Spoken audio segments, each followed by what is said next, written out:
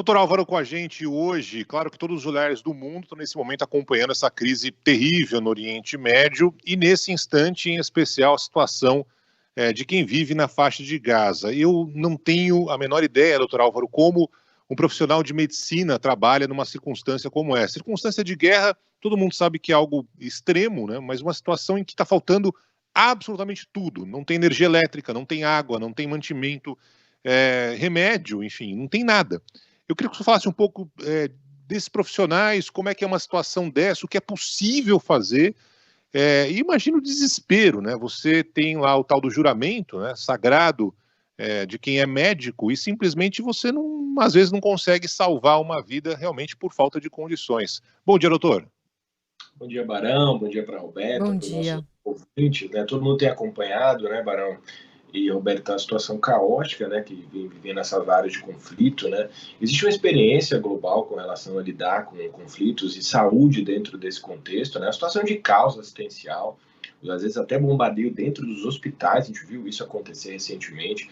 Existe, obviamente, uma priorização para tratar a criança, pessoas com maior potencial. Quando você tem uma situação de caos assistencial, você vai priorizar salvar grupos específicos que têm maior potencial de expectativa de vida, né? Mas, obviamente, numa situação que faltam coisas básicas, né, como água, insumos hospitalares, é muito complicado a gente prestar uma assistência adequada. A gente até, guardadas as devidas proporções, lembra do caos essencial quando estava faltando oxigênio durante o momento antes da Covid-19 e a situação de total fragilidade do profissional da área da saúde ali dentro daquele contexto.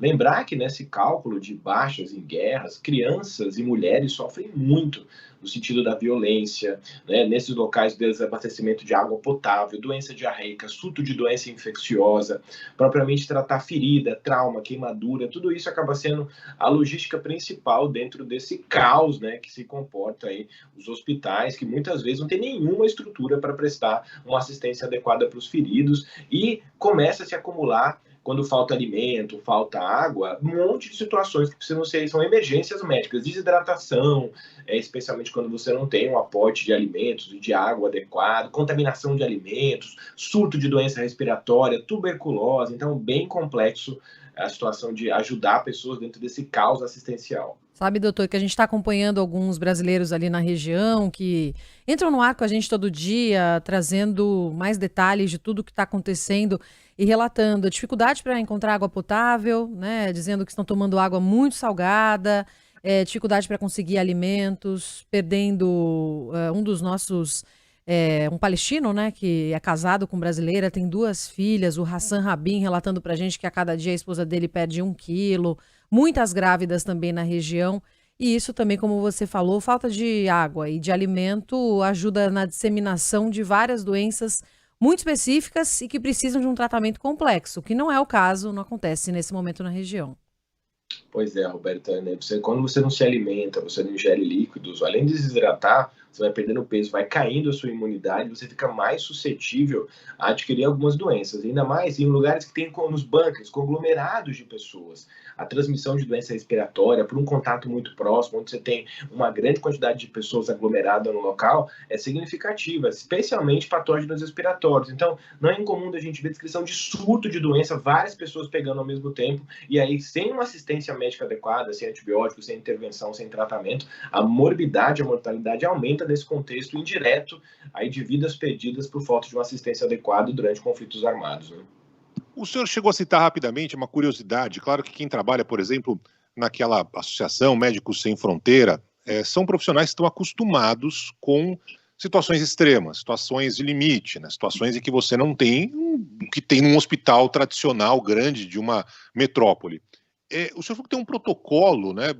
Primeiro crianças. Como é que funciona isso, doutor? No meio daquele caos, no meio de uma situação de guerra, literalmente, num cenário desse, tem algumas situações já pré-definidas? Tem pacientes que você vai ter um grau de investimento maior. Quando você não tem recurso você entra no local ali numa situação assistencialmente muito ruim, você vai pegar os pacientes mais graves, especialmente nesses grupos, né, que a gente, com maior expectativa de vida, e vai tentar fazer hidratar. Muitas vezes o programa de Medicina Sem Fronteiras, que é um programa espetacular, né, dos médicos que vão para esses locais de difícil acesso, conflitos armados, conflitos étnicos na África, na Ásia, tem uma experiência enorme, eles são extremamente capacitados e treinados para essa situação. Você vai hidratar, dar alimento, contenção de ferida, você não tem muito recurso, né? Por exemplo, entubar um paciente, ventilação mecânica, você não consegue fazer isso. Então, você vai acabar priorizando o que você consegue fazer naquele momento também para aliviar o sofrimento, alguém com dor, né, ali que está dentro de uma situação que precisa de uma analgesia, para sofrer menos, dar mais qualidade até para a morte de uma pessoa mais digna naquele contexto. Então, é uma situação onde você vai ter que priorizar ali em detrimento de muitas outras vidas que vão ser perdidas, porque você não tem nem número de pessoas, número de enfermeiros, de equipe médica para poder ajudar essa população. Ô, doutor, as notícias que chegam para a gente dão conta de que os hospitais na faixa de Gaza devem colapsar nos próximos dias. Queria que o senhor traduzisse para o nosso ouvinte o que é o colapso desses hospitais exatamente. O colapso de novo, você está numa situação que a gente viu durante a Covid-19. Não sei se vocês lembram, taxa de ocupação de 95%, 100%, chega alguém, não entra mais ninguém. Agora, imagina uma situação muito pior que essa. Você não tem profissional dentro do hospital para atender, você não tem insumo, você não tem área física, é uma bomba dentro do hospital. O que você faz? Né? Para onde você começa? De onde você vai tirar? Onde você vai levar os pacientes? Então, o colapso é você não ter mais, chegar no seu limite de assistência, no seu limite como profissional, como equipe multidisciplinar, e às vezes você não tem mais nada para fazer. Realmente é uma situação que quem deve estar vivendo lá, os profissionais médicos, deve ser terrível você viver um momento que você não pode fazer nada pelas pessoas porque você não tem a mínima condição de assistência. Inclusive, até uma situação que bota isso sua própria segurança, né? Como pessoa ali, de prestar uma assistência adequada, ao mesmo tempo se manter seguro dentro do local. Então, realmente, situações as cenas que a gente tem visto nas últimas semanas são cenas lamentáveis, faz a gente sofrer como ser humano, sofrer como médico, vendo a falta de assistência dessas pessoas, né? A despeito de motivos de guerra, a gente não quer ver essas pessoas sofrendo, morrendo, sem assistência médica. Fico imaginando o sentimento de impotência, né? Você se desloca da sua casa, da sua região, porque normalmente são estrangeiros que vão até esses locais, né? Não são nascidos, na maioria, ali naquela região de Gaza, por exemplo, não são palestinos, né? E aí são colocados em situação extrema. Você acaba criando, de alguma forma, uma expectativa de salvar vidas e, às vezes, não dá. Simplesmente não dá porque falta tudo. Falta tudo. Doutor, eu queria mudar um pouco de assunto com o senhor, afinal de contas, estamos vivendo o Outubro Rosa, Outubro Verde, ou seja, um mês para ter lembranças, para ter prevenção, né? São essas cores todas que a gente acompanha aí, para lembrar de como a saúde, a prevenção é fundamental, né, doutor? Isso, Barão. Acho que duas doenças que são importantes a gente falar, tem uma importância enorme, né? O câncer de mama nas mulheres é uma das doenças que mais mata mulheres no nosso país, né? É importante falar sobre autoexame, prevenção, mamografia, hábitos de vida saudáveis para as mulheres. A gente sabe que o risco de câncer de mama está associado a tabagismo, etilismo, obesidade, má alimentação, e diagnóstico precoce é tudo, né? Se você, mulher que está escutando a gente aí, que não faz seus preventivos, não faz mamografia, é importante considerar, sim, ter uma rotina de exame de autocuidado, porque realmente o avanço da oncologia foi espetacular nos últimos anos. O diagnóstico precoce salva vidas, especialmente no câncer de mama. Então, importante nesse mês a reflexão, o autocuidado, não esquecer de falar de câncer de mama, né? Paralelamente, também é um mês de prevenção sobre a sífilis, que é uma doença que a gente acha que acabou no mundo, né? Uma infecção sexualmente transmissível.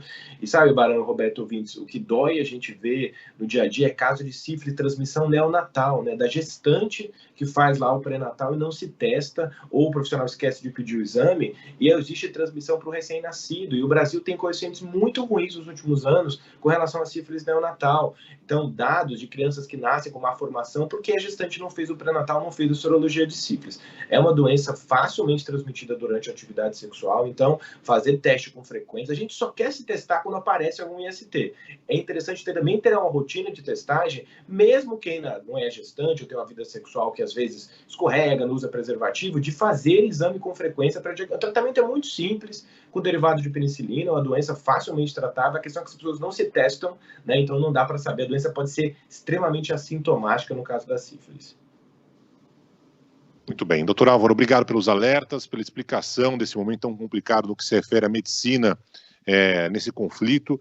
A gente volta a conversar na semana que vem, doutor. Um grande abraço para o senhor. Obrigado, Barão. Obrigado para a Roberta. Eu vou lembrar que amanhã, dia 18 de outubro, é dia do médico.